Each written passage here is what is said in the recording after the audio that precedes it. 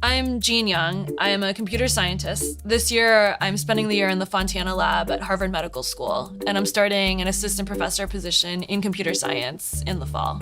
I am interested in programming language design and software verification. So essentially, I'm interested in how to help people write the programs that they intended to write. And I've been programming since I was maybe 7 or 8.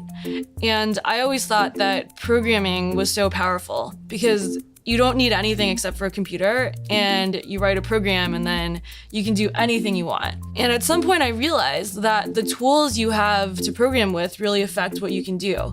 I really believe that the languages that we have, the spoken language, really affect the way we think about the world. And similarly, the programming languages that we have really affect what we do, how we do it, and how quickly we can get it done.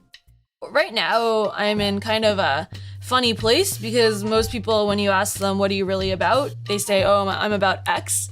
And I think what I'm really about is this meta idea of how do we want to program and what's the best ways we can make impact with designing programming models that are useful.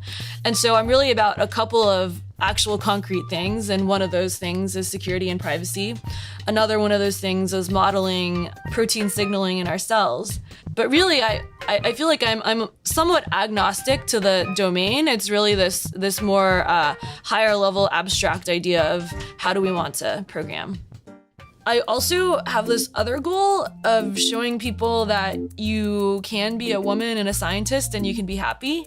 It's been very important to me to show people that, hey, you can be a woman, do science that you think is cool, do science that other people think is cool, that's useful to the world, and still have a life that you're very excited about.